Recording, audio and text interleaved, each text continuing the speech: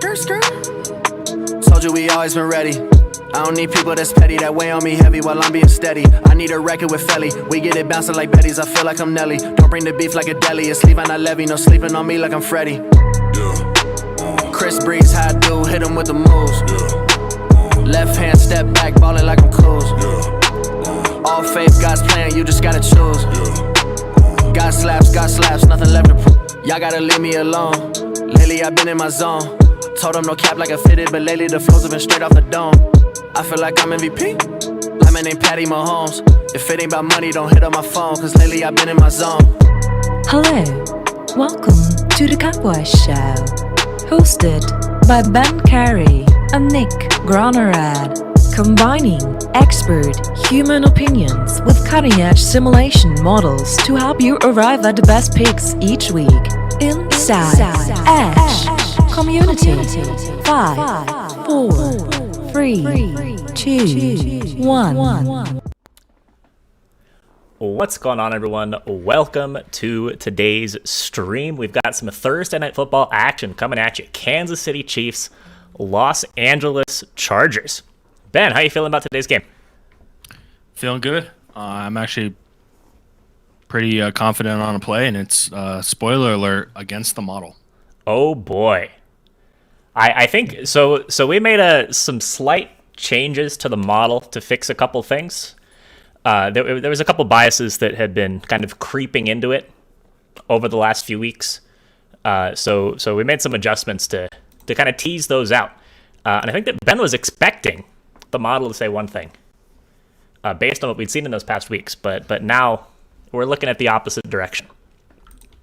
But before we get into all of that, first off, just going to say hello to everyone in the chat. See, we got T-Cherry, we got T-Vald, we got Lord, we got Tom.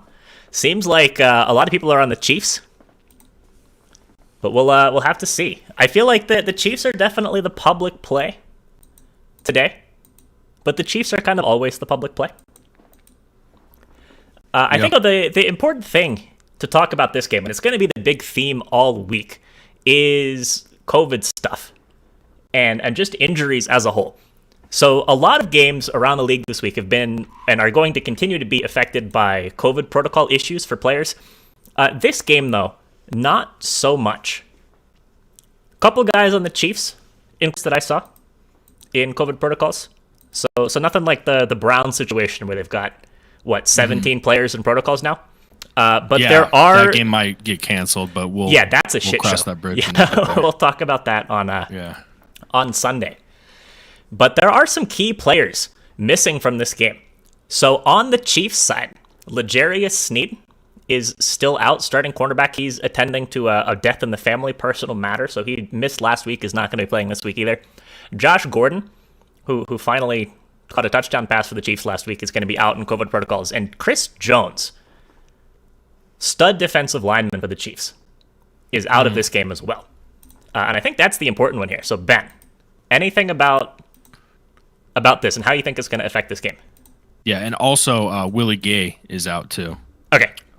For the Chiefs. But yeah, I think that Chris Jones might be the most significant, even over Sneed, because he's a guy as a D tackle who just clogs up the middle, and not only his rush defense and his presence there, but I think just on the pass rush side of things, right? Like pushing the pocket and disrupting the flow of the quarterback and his cadence and stepping up in the pocket. So that's going to be a big loss. And I think the biggest person who benefits from that is actually going to be a guy like Justin Herbert. Yeah, I'm with you there. It's a huge loss. I mean, Chris Jones is one of the absolute best just defensive players overall in the entire league. And I think that his absence is responsible for some of the movement that we've seen in the total for this game. We'll touch on that more in just a second. But I want to touch first on the Chargers side. So the Chargers do have one pretty key injury as well that I haven't seen anybody talking about. Starting left tackle for the Chargers, Rayshawn Slater, first-round rookie, is going to be out of this game as well. He is in COVID protocols. Is that news new? As of today, I think. Yeah, because I didn't see anything. Maybe I missed it, but I didn't see that all day. So maybe it was more recent. Yeah, that was announced yesterday afternoon, is what it looks like. And he is the starter. Yeah, he's the starter. He's played extremely well. 13th overall pick. According to Pro Football Focus, he's only allowed 22 pressures on 603 offensive snaps. I mean, and always, whenever you get a backup offensive lineman, especially at left tackle, and it is a downgrade for the offense. So let's talk about these lines here. So depending on the book, it's looking like the Chargers at home are either 3 or 3.5 point favorites. I'm showing on PointsBet, or underdogs, not favorites. Showing +3 for the Chargers on PointsBet. Superbook is also showing a +3, but at +100. DraftKings actually just took the spread down, but about 2 minutes ago it was at 3.5. FanDuel also showing a 3 right now. Total in this one has been jumping back and forth between kind of 53.5, 54. Again, depending on the book. I'm actually going to update this. It looks like everywhere's at 53.5. But Ben, this total has risen this week.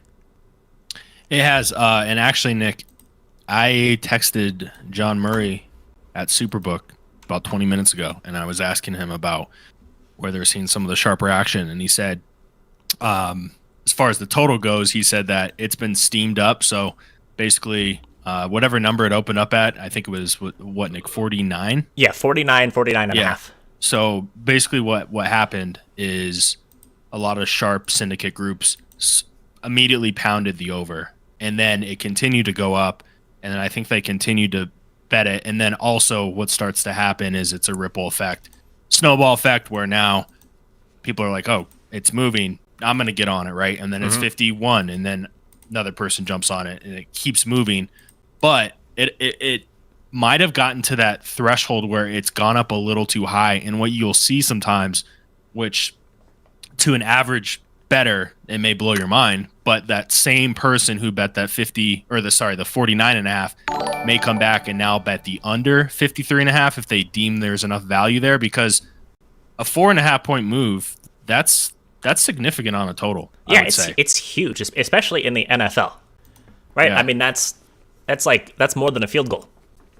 It's like an extra scoring play that has to happen in the game now in order for this new total to hit. And Nick, as far as the Chiefs and Chargers, the side goes, he said that the public has just been all over Chiefs all week. No surprise there, and they've seen some sharper bets on the Chargers side. So I don't think that's a lot of a surprise to anyone in here. No, I don't think so. I mean, the Chiefs have kind of been a public darling for years. We saw that fade away for a couple weeks in the middle of the season after the Chiefs had their kind of slow start against the spread. Slow start overall, really. But I think with their performance in the last few weeks, four straight covers, actually, for the Chiefs, it is worth noting. I think the public has quickly gone back to their ex, shall we say. Yeah, absolutely. So some quick notes about these teams. Really important playoff implications in this game. I think it's really important to touch on that as well. So Kansas City comes into this one at 9-4. The Chargers are a game behind at 8-5. The Chargers did beat the Chiefs in Kansas City earlier this year. That was, I believe, a 30-24 win for them.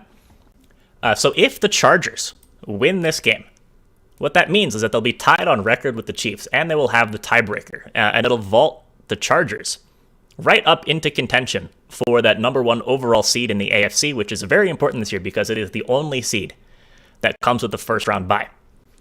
As it stands right now, Kansas City at 9-5 is in a 3-way tie, or at 9-4 is in a 3-way tie for that number 1 seed with Buffalo or with New England and with Tennessee. So really, really important game. Maybe playoff implication-wise, seeding-wise, the most important game that we've seen so far this year, at least in the AFC. So, Nick, I have a question for you. Yeah. The Broncos, who should they be rooting for here? They beat the Chargers already. They have to play... Well, they lost to the Chiefs. They beat the Chargers. They play them both again. I think probably the Chargers, right? I think it depends. So if the Broncos are just trying to make the playoffs, I think that you might actually want to be rooting for Kansas City. I think that a division title for the Broncos is going to be pretty tough at this point in the season. I mean, the Chargers are 8-5, the Chiefs are 9-4, Broncos down at 7-6, and each of these teams only has 4 games left. So it's going to be really hard for Denver to win the division, even if they win out. You're almost saying we should just cut our losses and say that the Chiefs can win the division, and then we get the wild card and jump the Chargers. Yeah, exactly.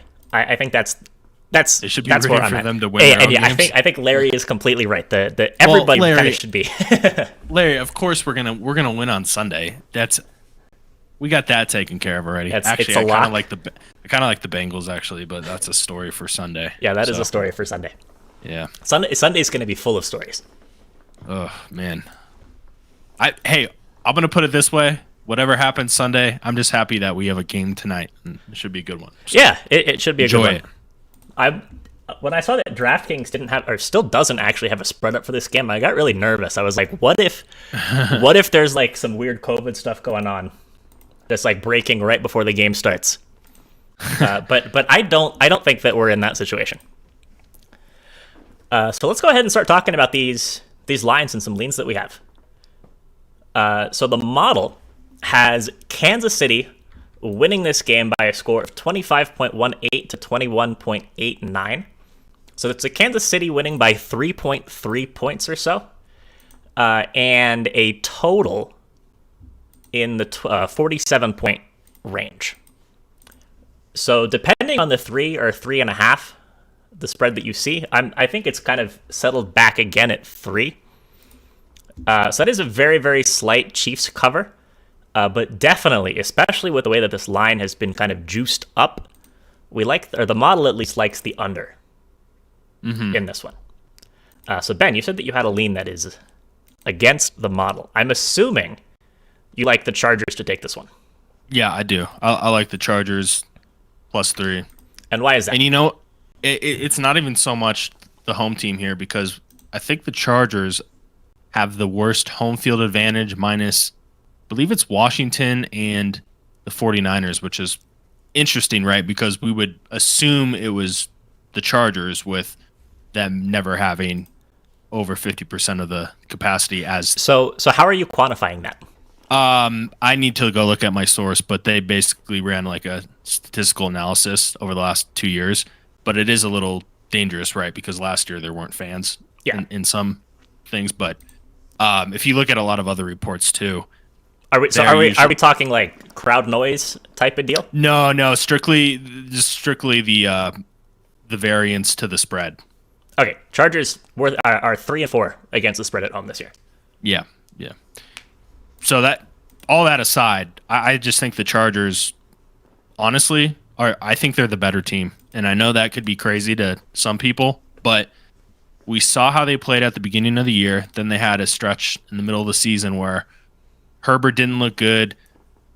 It almost looked like the wheels were falling off, but I think they've turned the corner. And I know the Chiefs are trending upwards, but I'm also still not sold on the Chiefs right now. I know that sounds crazy, but they need to, and they could win this game, and then at that point I'd be like, all right, now I'm sold on them, and it's too late. But I'm going to go with the Chargers in this one. I'm going to go with my boy Herbert. Yeah. I think the injuries to the Chiefs defensively, I think that could really impact this game.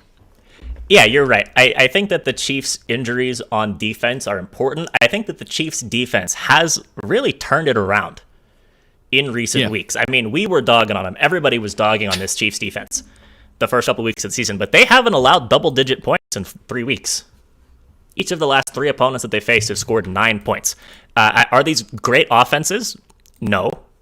I mean, it was the Raiders last week, it was the Broncos the week before, and it was the Cowboys missing a couple of pretty important pieces before that. But all those teams put up 9 points against Kansas City. Chris Jones is out, like we talked about. L'Jarius Sneed is out. Willie Gay is out. Three pretty important pieces missing off of this Chiefs defense. The Chargers should definitely score more than 9 points in this one. I think that's not a debatable thing. But I do have a little bit of faith in the Chiefs defense here.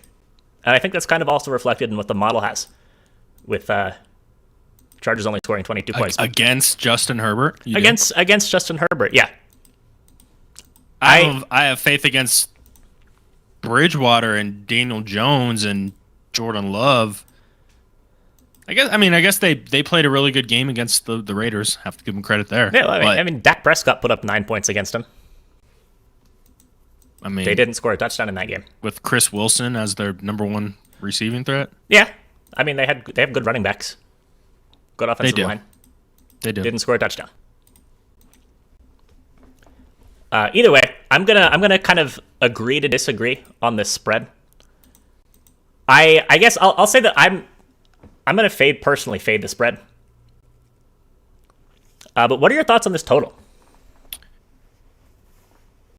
It's a tricky one. It's one of those totals where I definitely lean under, but if it goes over, it goes over. Yeah, right? Yeah. This could be like a no doubter over type of deal. Yeah. Is that a Polish middle? No, it's well. I mean, it's actually maybe could do like an alternate under and an alternate over. Well, if I say under, I was almost just gonna think like under 53.5 or over 60. Well, I mean that doesn't work, because if the under 53 hits, you lose money on the vig. So you have to do alternate numbers, but you could do like an under 45 over 60. Do both of those. What about under 47? Yeah, I mean, I'm sure we can go find an alternate line. Yeah, we don't have to do that now, though. It's right here, under 47. Okay. Plus 175. There you go. So yeah, I mean, if you find two of them like that, you could do that if you wanted to. Could, yeah. Yeah. So let's see where the chat is at on this one. So Wispy Channel says run defense is so bad. Yeah, Chargers run D is bad. Chiefs run D is also not great, and especially with Chris Jones out, I think it'll be a little bit worse. Hey, also, Nick, real quick, can you do a poll? No. Or does it take? Okay. I'm not signed in to the Capwise account. Okay. All good. I was just curious because I wanted to see where everyone was thinking. Yeah, no, we need to start using the polls more. It's great. I love the way that Trent incorporates the polls on his streams. He didn't do one today, so we'll see. Yeah, no, he was feeling cocky. He was like, we don't need polls. Yeah, he was. He was like, yeah. But anyways, yeah, Trent is on the Chiefs. What does that mean? Is that still information that we need to take into account in a negative way? No, it's just something where, well, in this case, I mean, I'm okay with being on the other side of that. Hey, but he was on the Rams, so yeah, I mean, we were on the Rams. Yeah, that's true. Yeah. Also, Wispy Channel and JT Harden, thank you guys both for the follows. I appreciate those. Sick Money, first time chat, says Chargers are the better team for sure. I think it's debatable who the better team is. Mm-hmm. I think that I think they're two really good teams. I think it's going to be a fantastic game. I can't wait to watch it. Yeah, Chaz says should be a good game for sure, and Tom says Capwise duel, Ben versus Nick. Yeah, we're gonna have a fight to the death. I'll take Herbert. I'll take my boy Herbert. Mm-hmm. Yeah, what we're gonna do is we're gonna do a fantasy draft of players from these teams, and then just those players have to fight each other. Yeah, it's like using the mascots to determine who's gonna win in March Madness. We're just gonna say, okay, who wins in a fight. Mm-hmm. That's a good point though with the live betting, because that's another option. You can kind of see how the flow's going of the game. Also, yeah, 54 jumped up to 54. It did jump up to 54. So I want to caution a little bit about live betting when it comes to the total, at least. So what I think has been pretty interesting with the Chiefs, especially, is they've had really high scoring first quarters recently in these low scoring games. So against Dallas a couple weeks ago, 12 points. There was 3 scoring plays in the first quarter.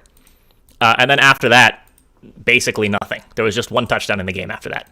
Against the Broncos, it was kind of the same deal. 10-0 Chiefs after the first quarter. And then, barely any points again after that. against the Raiders last week. 14-0 in the first quarter. The Chiefs did just blow them out of the water, but I think that was different. But I think kind of high-scoring first quarters and then settling down a little bit has been an MO in the Chiefs games. Mm-hmm. Yeah, and I think the Chargers, they really have to keep things in front of them defensively. Mm-hmm. And I know a lot of teams have been doing that, so limiting the deep play threats, Tyreek Hill, of course, even Kelsey at times. But I think you're okay with Kelsey getting 8 catches for 90 yards in this one if you can limit those deep play, 50-yard bombs from Mahomes. I think that's going to be a recipe for success, and hope that Mahomes has an interception. You get a pass rush on him, maybe a fumble, something like that. I think that the Chargers have to come in with that defensive game plan. Mm-hmm. Yeah, I think that's where this game is going to be decided, is with the Chiefs on offense. I think the Chargers are going to be effective enough. I think they're good for 21. Mm-hmm.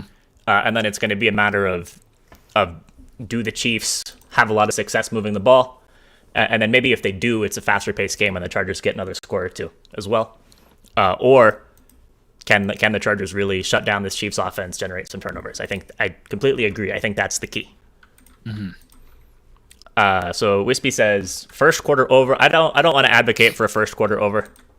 I like lowering the variance by spreading it out over as long of a time period as possible. That's just me personally, though. That's what she said. All right, are you ready for some props? Yeah. So I guess first off, we need to decide what our actual leans are here. So we're on separate sides on the spread. So I think it's a fade from that perspective. As far as the total is concerned, I do kind of like this under, especially with it being steamed up so much, this total. Yeah. I mean, you gotta have something up there. Is it sexy? No. I don't think that's so. Okay. Yeah. That's okay. Yeah, let's go with the under there. Yeah. And I'm going to go with I'm going to say Chargers win 27-21. 27-21 Chargers, yeah. I think that's right kind of in the realm of possibility. Yeah, and no TikToks from Jackson Mahomes. Mm-hmm. No, Jackson Jackson Mahomes. No, what did he do? Do I want to know? Yeah, I'll be real quick with it. He got kicked out of a restaurant. Well, basically, they were mad that he couldn't be seated, and then he was complaining, and then the restaurant was like, hey, I'm sorry, like, rules are rules. Like, I don't care who you are or you're following. Like, you have to be respectful. And it went viral because people are like, hell yeah, you guys tell Jackson Mahomes. Mm-hmm. So people got a kick out of that. So obviously I'm using that in my handicap because it's going to be a distraction to Patrick Mahomes. Yep. Right? Of course. Definitely. Hopefully Patrick Mahomes doesn't get kicked out of the proverbial restaurant in this game. Yeah. He's going to get ejected, or he's going to have like a positive COVID test or something. In the middle of the game. In the middle of the game, yeah. Yeah. So if we're going final scores, I'll say 28-24 Chiefs. Okay.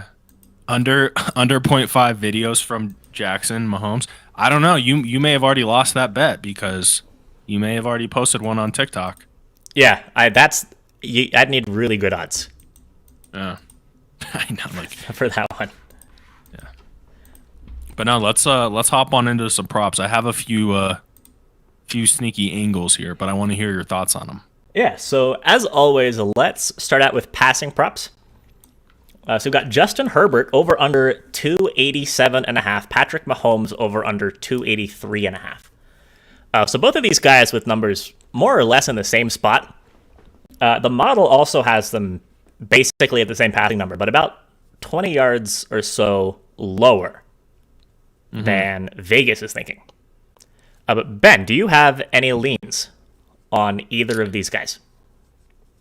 This is a tough one, and this isn't really shocking, but obviously both these potentially could be game flow dependent. But I would say that I'll put it this way, Nick. The team that's behind their quarterback's going to probably hit over in this one. And again, that's not like breaking news here. I just think both numbers are pretty tight and where they should be because Herbert, for example, 287, it seems high, but he's just so efficient when he has the ball. I mean, it just adds up, even though he's not going to have 38 attempts if they're up, but he can still get into that, 250, 260 range. And then Mahomes, if he hits a deep ball, you can be in a really good position to hit over on his number. So I'm staying away from both of these. I don't really know where the value is as far as just going against what team's going to be up and what quarterback will be down unless you have something else that would make you think otherwise. I think that both of these numbers, like you said, are pretty sharp. I do lean under on both of them. I don't necessarily want to actually bet these unders, though. So the Chiefs, to start off with, their pass defense. And, of course, they are missing a couple of guys today. So it's important to note. But they actually haven't allowed a quarterback to go over this number since Josh Allen back in week 5. Again, at the beginning of the year, everyone was hating on this Chiefs pass team. Play on like Swiss cheese, but they really have kind of tightened it up since then. The most passing yards a quarterback has had since week 5 against them was Ryan Tannehill with 270 back in week 7. Herbert, though, like you said, I mean, he's just so efficient. He's an excellent, excellent quarterback. And he really has been putting up big yards. I mean, 275 last week in a 3-score win against the Giants, 317 against the Bengals, 303 against the Broncos, 382 against the Steelers. And these games where he's getting close to or hitting this number are either, it's like all kinds of different games. There was a big blowout loss to the Broncos, big blowout wins against the Bengals and the Giants, and then a tight game against the Steelers. And so I think that Herbert is going to be really close to this number, kind of regardless of how the game goes. Mahomes is the one that I'm kind of worried about, actually. I think that there's a lot more wiggle room on the under for Mahomes. So Mahomes has only hit this number once in his last 7 games. He had 406 the first time around against the Raiders, but aside from that, 258 game 2 against the Raiders, 184 against the Broncos, 260 against the Cowboys, 166 against the Packers, 275 against the Giants, 206 against the Titans. So, I mean, the Chiefs are having success running the ball, whether that's Damian Williams, now Clyde Edwards-Hilaire is back as well. And I think it's kind of chewing clock. I think just Mahomes isn't having to throw it deep as much. And I think also the other thing is that teams are now playing that too deep safety. So the big play is kind of gone. Nick, I've been picking up on that. It seems like the Chiefs as of late are really slowing down the game a little bit, which we didn't see that last year. Mm-hmm. They're not rushing up to the line. They're taking their time, and I think it all just adds up, right? You lose 3 minutes doing that throughout a game. That could be the difference between hitting an over on a number like this or an under. So yeah, and I think also worth noting that the Chargers are a very good time of possession team as well. Very efficient team. So it's just less time with the ball in Mahomes' hands. The last point I want to make on this is the Chargers, against quarterbacks this year, have only allowed 3 guys to hit this number. Joe Burrow, 300 in week 13. Kirk Cousins, 294 in week 10. Baker Mayfield, 305 in week 5. So 305 is the most passing yards they've allowed to a quarterback on the season. Their pass D is good. Mm-hmm. So I think that I lean the Mahomes under, and I don't want to touch Herbert.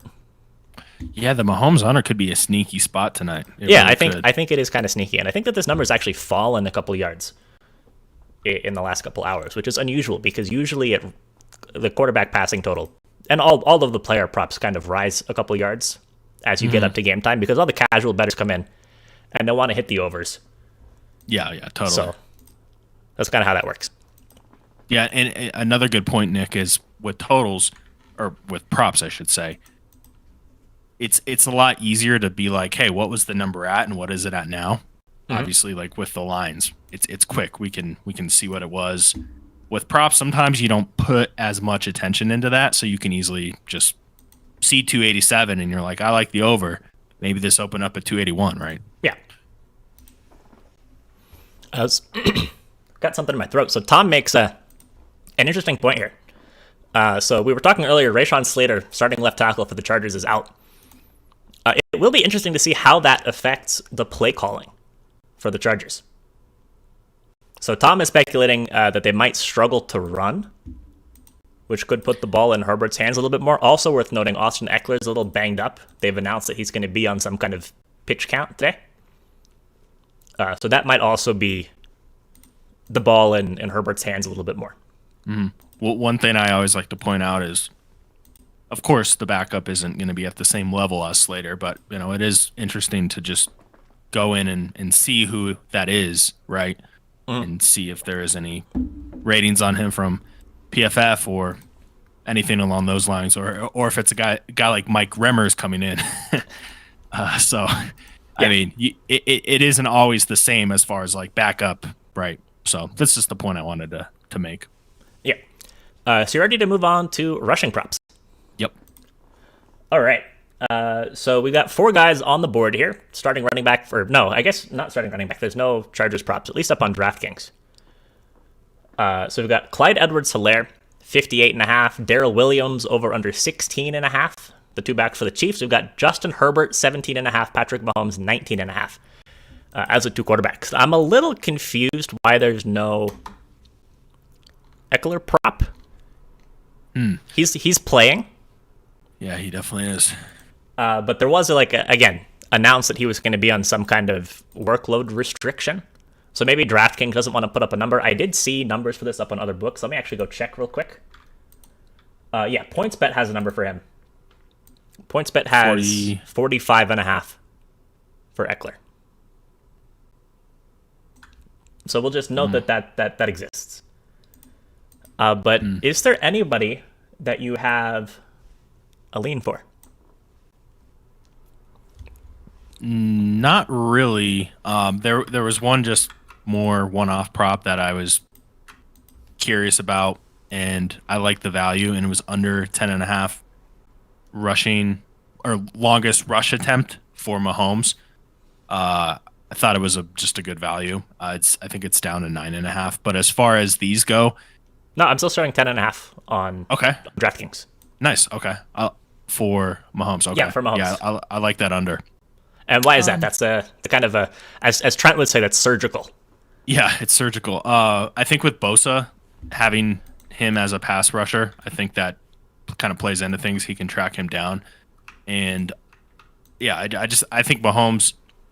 I think the 10.5 versus 9.5. I know it's only a difference of 1, but at that number at 10.5, I like the under. I think that's kind of my deciding factor. I know it's just 1 yard, but I like the under there. But I was curious, Nick, your thoughts on Justin Herbert.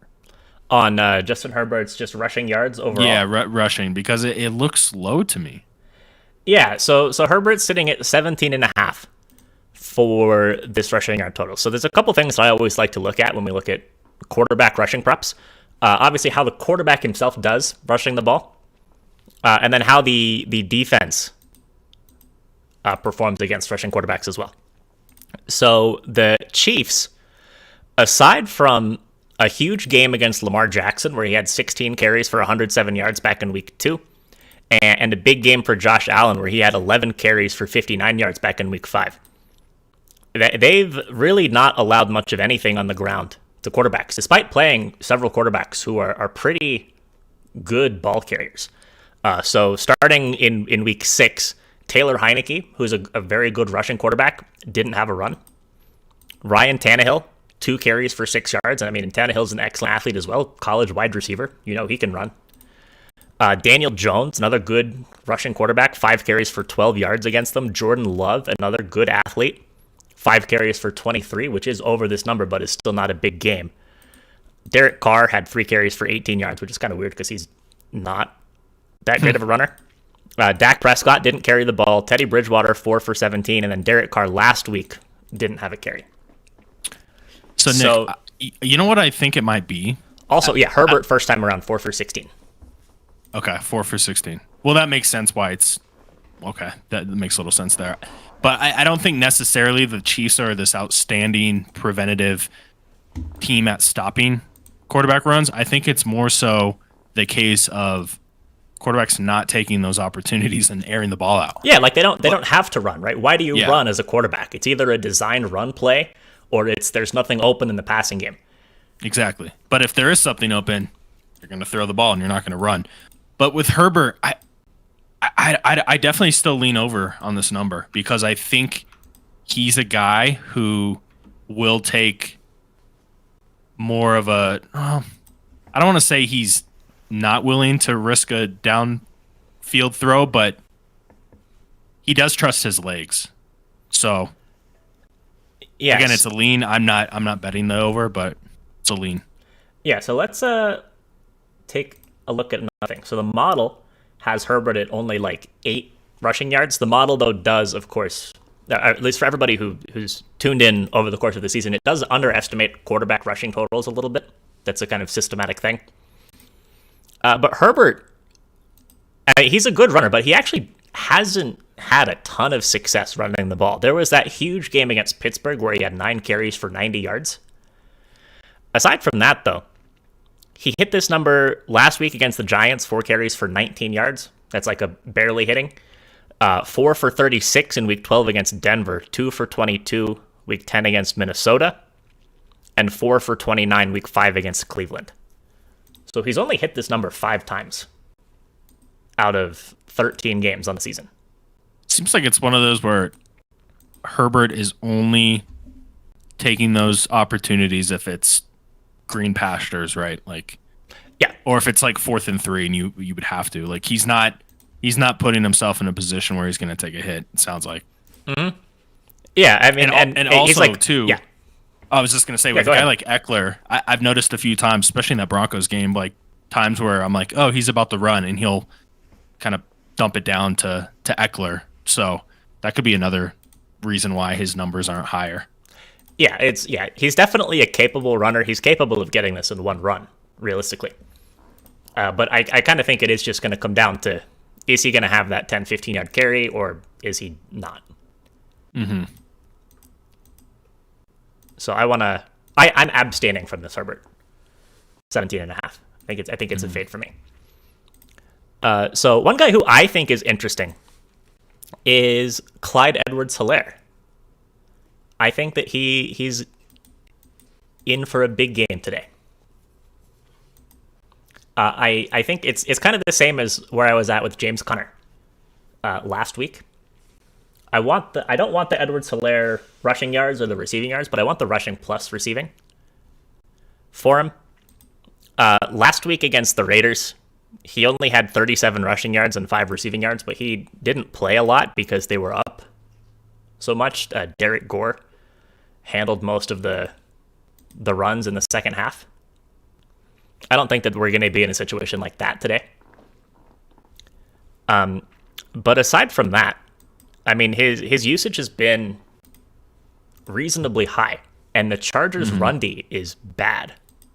Yeah. They allow, let me get the exact correct number, 4.6 yards per carry to running backs, and they also allow almost 26 carries per game to running backs.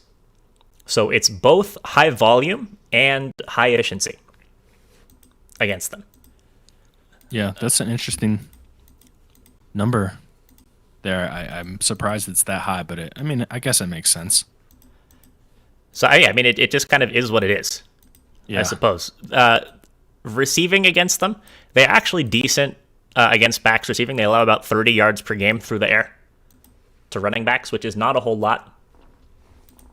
But still, I think you kind of have to hedge to an extent. Or I'd like to hedge at least with a running back prop like this on the game flow. So if the Chiefs are up, I think he's going to get a lot of carries. If the Chiefs are down, I think he'll get some extra looks in the passing game. And I think that kind of just either way, he's in line for a lot of volume today. Especially coming off a light workload last week. Yeah, and as long as the Chiefs aren't down by over a touchdown, they'll still run the offense too. Mm-hmm. And then no number for Gore, right? No, I don't think Gore is going to get any play unless it's garbage time. Also, model has Edwards-Helaire at 16 carries for 60 yards. And honestly, on yards per carry wise, I think that's a little low. Mm-hmm. But yeah, I like Edwards-Helaire. Any thoughts on that Eckler number? I guess, so it was at 45.5. I think it's dangerous. Yeah, it is dangerous, especially with Slater being out. I do have a interesting angle on Eckler's receiving, but we'll hop on into that in a second. Well, and I mean, the thing that scares me with Eckler is the workload restriction. I hate hearing workload restriction. Like, how much is he going to be restricted? Yeah, like, what is that? Yeah, is that 2 snaps? Like, he might get like a third of his usual workload, or he might be like, oh, we're not going to play you 100% of the snaps. Haha, or he gets a restriction. He gets more workload than on average, and they're like, well, if he was at full capacity, he would have even had more carries. Yeah, or like, what does that even mean? They're restricting giving him a minimum number of attempts. Yeah, it's like a reverse restriction. And is the coach going to come out and say what that is and try to be honest? No, hell no. So it's all coach speak, I think. Mm-hmm. So let's move on to some receiving props. Is there a team that you'd like to start with? Yeah, let's start with the Chargers. All right. So on the Chargers side, with receiving props, we have Donald Parham, over under 11.5. Jalen Guyton, coming off back-to-back huge games, 23.5. Jared Cook, 27.5. Josh Palmer, 13.5. Keenan Allen, 75.5. Mike Williams, 54.5. Anybody there interesting to you? You know what? I think Eckler... Wait, I was looking at something else. Do they have a number for Eckler for receiving, or is he... No, but let me go check PointsBet. Yeah. So they have 35.5. Okay, 35. Yeah. You know what? I kind of like the over there, but... And also over on receptions, which is 4.5 at plus 110 at a few books. I'm not sure what PointsBet has there, but... Same thing. Yeah, I think that there's just an opportunity where, first of all, this number, it's a little bit lower because of, I think, potentially his injury. But two, with Slater, if there's a few different plays where they are starting to have trouble holding the blocks on passing plays, maybe they start to run shorter routes and 3-step, 5-step drops. So I think all those things considered, that just benefits Eckler. Again, it's a lot of speculation, but I think there's two things working in his favor. So I do lean over with Eckler and over on his receptions at 4.5. Yeah, I will say the one thing that again really scares me is just any kind of potential restriction / re-injury risk. Yeah, absolutely. On him. I mean, and if he comes out and only plays 50% of the snaps like he did last week, I mean, what did he do in the passing game? 2 catches for 17 yards. Mm-hmm. Yeah, and also they have Kelly, who's capable back there too. And the Chargers are blessed with running back depth. Yeah, Jackson is the other. Yeah, I mean, and they also have Roundtree, who's comes in, plays a little bit, and isn't bad. He just kind of doesn't have to play. Larry, right? Yep. It's a great name, Larry Roundtree. Yeah, no, that's like NFL all-name team. Like imagine him in kindergarten. My name's Larry Roundtree. Mm-hmm. Okay, tell us your real name. Lawrence Roundtree. It's Larry. It's Lawrence. Voice gets all deep. It's Lawrence. Yeah, you need to leave. Yeah. So one thing I think that is worth noting that does support your play here is the Chiefs allow a lot of yards through the air to backs. On the year, averaging almost 7 catches per year, or per game. Per year would be quite the opposite. And 58 yards per game through the air to backs. So I think if Eckler's healthy, this is a great value. Yeah. Anybody else on the Chargers that you're interested in? Ian says he likes Mike Williams over at 54.5.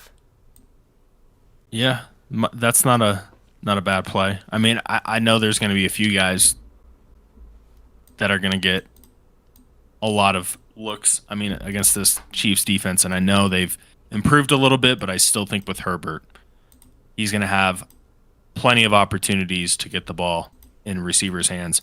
How do you feel about Jared Cook? Yes, I mean, I think that both of the tight ends are potentially interesting, both Cook and Parham.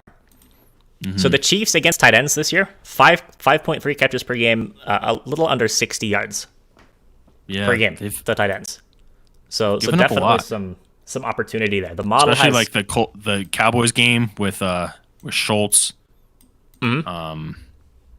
Yeah. No, there's been some huge games from tight ends. Mm-hmm. Yeah, I think Jared Cook, it's definitely like a low-hanging fruit type of play. Mm-hmm. So not a bad look there. Yeah, so I will say, so Vegas's number for Cook is 27.5. Model has 27.3. So basically spot on. Mm-hmm. Same deal for Parham, actually. Parham's number from the model, 12.5. From Vegas is 11.5. And guess what Jared Cook had last game against them? Jared Cook had 2 catches for 27 yards. Wow, how'd you know? Because I have it. I know everything. I feel like that's such an easy line for Vegas to make, where they're like, yeah, you just copy all the numbers from last week, from last time. It is mean, kind of that though, actually. On it, yeah, I was gonna say it happens quite a bit. Yeah, I mean Herbert's number is just a couple of yards off. Cook's Keenan number is a couple of Allen. yards off. Parham's number is just a couple of yards off. What did the receivers do last time? Are they just copying these? Williams had 122. Keenan Allen had 50. What's he at? 75.5. That's interesting. Yeah, I think that one actually is a little sketch. Yeah, that is a little sketch, and he's coming off his he was out last game, right? Mm-hmm. Yeah, I think he was on the COVID IR last game. Model has him all the way down at 52. I think that the model thinks that the Chargers are going to take a kind of spread the love approach. Yeah. This week. Should we play a little Cook over Parham action, or is that a little too risque? Yeah, I don't think it's a bad play. A little mini Nick special on the overs. Yeah, a little mini Nick special. I don't think it's a bad look. Should I start Herbert or Mahomes for fantasy? Are we talking like season long fantasy or like a single game DFS slate? Also, if you have both those guys on your team, you did something, maybe. Yeah, well, I mean, it's got a question about who to start in week 1 of the fantasy playoffs. Did something right. Yeah, absolutely. I would say Herbert, but yeah, I'd actually probably say Herbert also. You can't go wrong. Yeah, with it's not like one guy's gonna shit the bed. Maybe, who knows? I think both high floor. You can't go wrong. I do think Herbert's the better option as well. Mm-hmm. Yeah. So let's talk about the Chiefs though. Yeah. Well, real quick, Chaz says he's on Williams over as well. Seems to be the best play looking through model consensus. Yeah, I mean, Williams definitely probably a good spot, I think. One guy I think is really interesting, just real quick, on the Chargers is Jalen Guyton. The last 2 games, 90 and 87 receiving yards for him. Big play threat. And 23 the game before that as well. His number is sitting at, I think, 20.5. Oh, no, it's up to 23.5 now. Well, real quick, why did I think Keenan Allen was out last game? He was. He was? Yeah. Oh, that is okay. I'm looking at the Bengals. That's right. Okay, that's correct. Mm-hmm. Yeah, but I mean, Guyton's had some big touchdown in back-to-back games. Gosh, did you see that post route that I think it was Guyton or maybe it was Palmer? One of the two. I think it was Palmer had the kind of more highlight. That was such a beautiful deep ball. I mean, talk about in the breadbasket, as we used to call it. Like, the receiver didn't have to do anything crazy. He was literally just running down the field, and he's like, look what I found. Yep. That was beautiful. I mean, no, Justin Herbert's a great quarterback. But yeah, let's talk about the Chiefs. So we've got Byron Pringle, 26.5. Clyde Edwards-Hilaire, 13.5. Darrell Williams, 18.5. Demarcus Robinson, 14.5. Mecole Hardman, 21.5. Travis Kelsey, 70.5. Tyreek Hill, 79.5. Any thoughts on any of these guys, Ben? I actually lean over with Travis Kelsey. And why is that? And I think one of the reasons is because I do expect the Chargers to kind of play that too high, make sure that Hill doesn't beat them. But at the same time, you're probably wondering, like, well, why don't you just go over on Hill?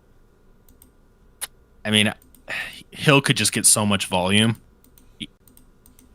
regardless of like deep routes, and he could still hit that number. But I think Kelsey will be a guy who gets a lot of looks tonight. I'm almost curious to see what his reception number is at versus his yards, but I do like his over. Kelsey receptions over 5.5 minus 140. Yeah, so probably better value to just go with the over yards. What are your thoughts on that, and what else do you like? So what's interesting is actually the model is in kind of spread the love territory here for the Chiefs as well. Absolutely.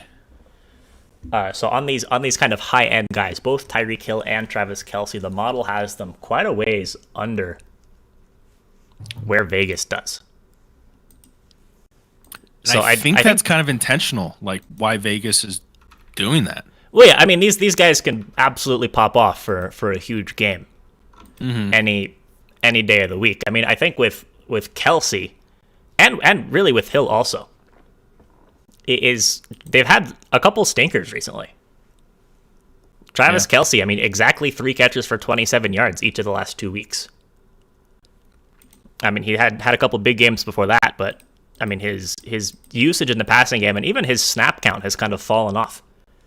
And also one thing I've noticed, really weird, and I haven't seen this the last 2, maybe even 3 seasons, is him and Mahomes are not on the same page at times.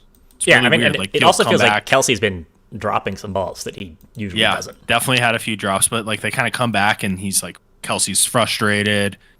She never really saw before, but he's still getting the targets. It's just,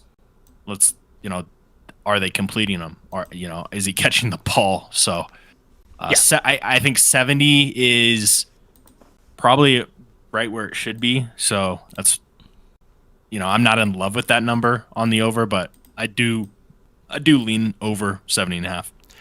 Yeah. Also, so Kelsey did have a huge game against the Chargers first time around, 7 catches for 104 yards.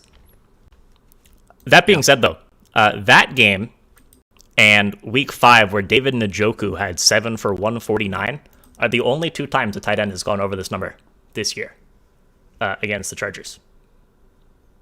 They're allowing a lot of guys into that like 40 to 60 range, but on the 70.5. I mean, it's just twice this year. Also, Nick, I think it was like 6 or 7 weeks ago, I had an over on Kelsey, and there was like a 15-yard catch, and I was like, yes, he hit it. But then it was the backup. I'm spacing his name. It's like Bell or but it's also like one of them. It's like an 80 also, and they kind of look the same. And I was like, let's go. And then I looked, and I was like, oh man. I've done that a few times, and I'm sure we've all been there, right? Oh yeah, like, is that a 7 or 1? To do that. Like, yeah, same build. Another one is Dalvin Cook and Matson with the dreads. Oh, like yeah, they look from the way and they run very similarly too. And you're like, who is out there? Imagine if that was the case with like quarterbacks, just like line change like hockey, Nick. Yeah, they just one of these days, that's the man. future, I'm telling right? you. It's coming. 50 years from now. 3 quarterback system. Yeah, it's like they can all run at the same throw time and catch. Yeah, it'll be like the wishbone, right? Oh, you have like a tight end lined up, and all of a sudden he comes out next to the quarterback, and defenses are losing their minds. Vic Fangio's like freaking out. He's like, I don't know what to do. Yeah, that's the type of guy you need to do it against. He would blow up on the sideline. So, anyways. Yeah, I think on these Chiefs, I don't have a whole lot that I like. Me either. I would say there's just so many mouths to feed, and this is always the kind of situation that I hate. Yeah, because it seems like you're just not you in particular, but Yeah, generally the you. better has to just pick the guy who's going to go off. And I almost feel that way with Kelsey a little bit, but at least he's in the tight end position. But like with Hill, I mean, even, I know Hardman's at 21.5. Yeah, you got so many guys in that like 20 to 30 range. Yeah, Again, Pringles because at 26.5, Robinson 14.5, Hardman 21.5. Mm-hmm. Like because Nick, I initially I'm like under Pringle, under Hardman, but then all of a sudden they get 2 catches in the first quarter and they hit their number. So I'm staying away from guys like that. Yeah, I think the only thing I'd consider with the Chiefs is like a kind of Nick special. Throw like a third of a unit on all of the wide receiver and tight end receiving unders. But I think that's dangerous in this game. Yeah, This is a situation where I'd saying. rather just take the Mahomes under. Have Hill go off for like 120, and then the rest of the guys, no one else hits. Exactly. Yeah. So that is that. Unless you have anything else to talk about with these Chiefs receivers. No. So you want to go ahead and hop into our favorite bets for today's game. Yeah, let's do it. So you want to start us out? Yeah. So I think this is a rare one for me. Actually, Nick, can we look at what the live number is currently on DraftKings for the game? For the game? The side. Yeah. Great name, Ben Rideout. Thank you for the follow. I love it. Good. After you say the Chargers are your favorite Okay. bet, I'm going to say, Ben, get right out of here. 3.5 at minus 120. Yeah. I'm okay with a little juice. I mean, Nick, I personally locked this in at +4 earlier in the week, but I'll take +3.5 at minus 120 for my best bet of the day. Sorry to go against the model, but Hey, I gotta go with Herbert. You gotta do what you gotta do, right? Yeah. And Cons, thank you for the follow. Appreciate that. Born in the year 2991, coming back from the future. He's Let us know. probably who born won. on February 9th, 1991. You know what's going to be crazy is when we start having football games in space. Anyways, you need to give your best bet, Nick. Okay, yeah.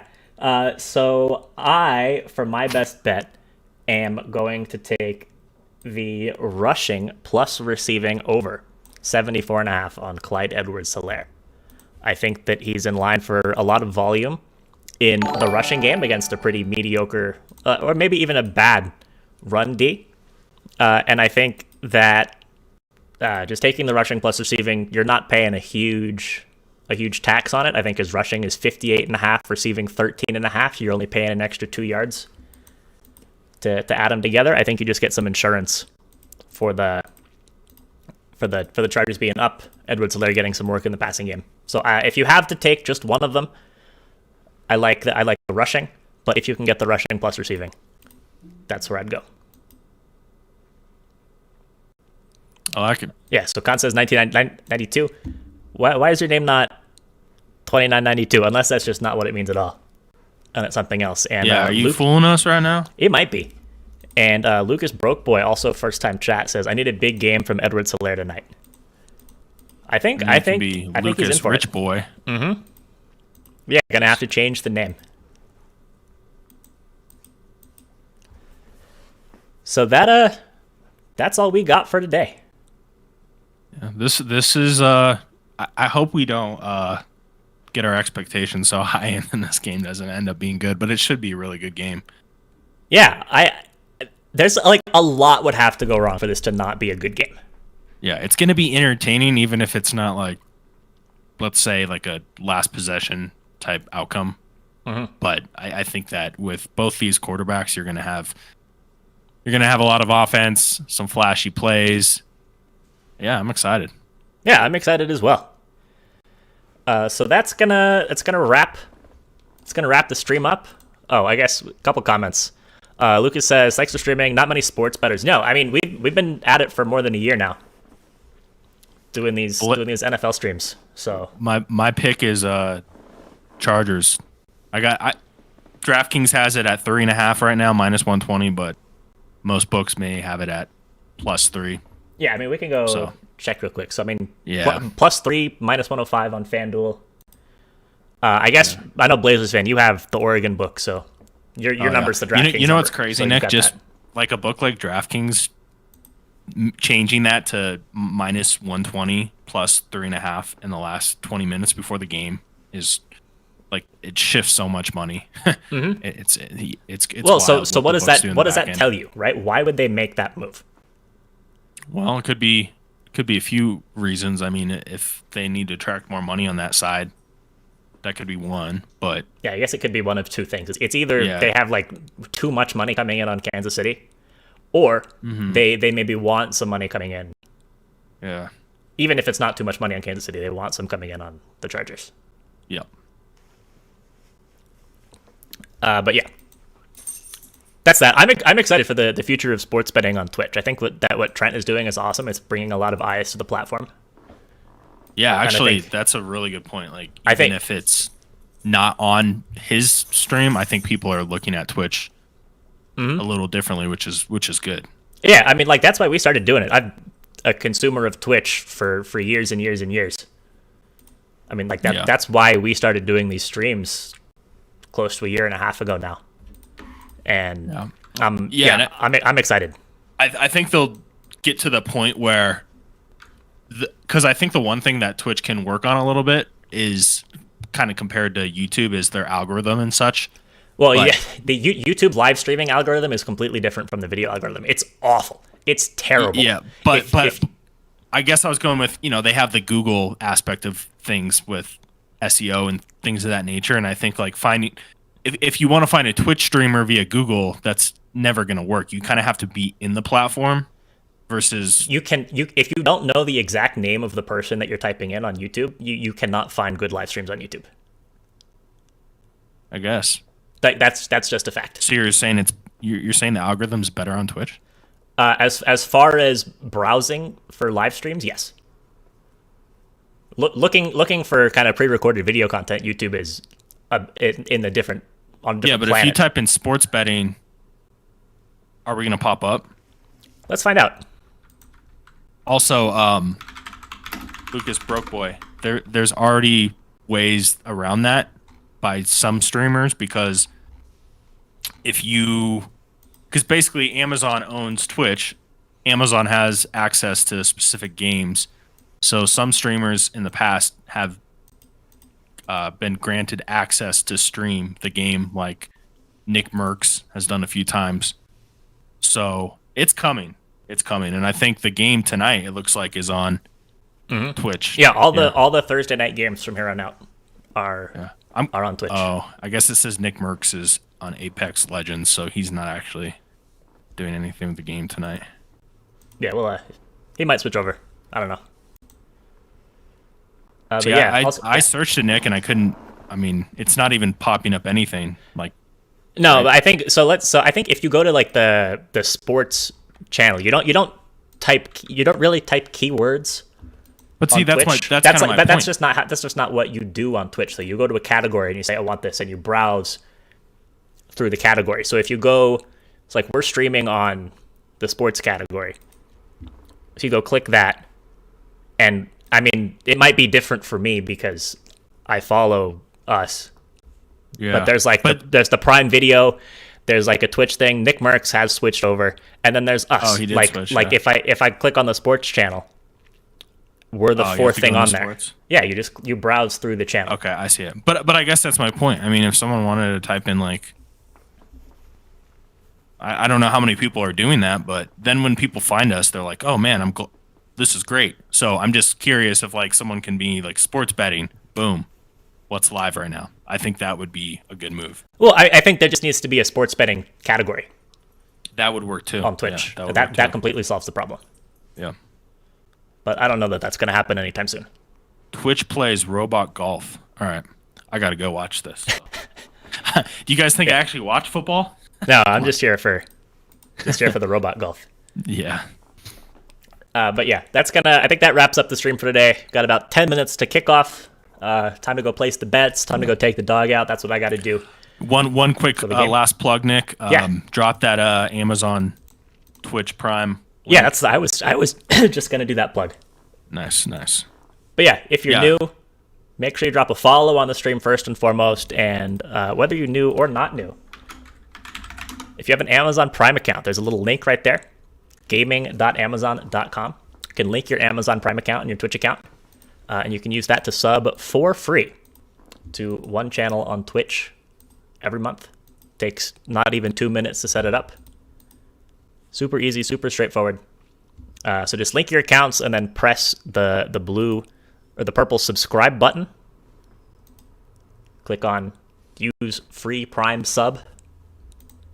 And take care of that. Do that here, do that somewhere else. I mean, of course, we'd appreciate it if you do it here, but Jeff Bezos doesn't need your money.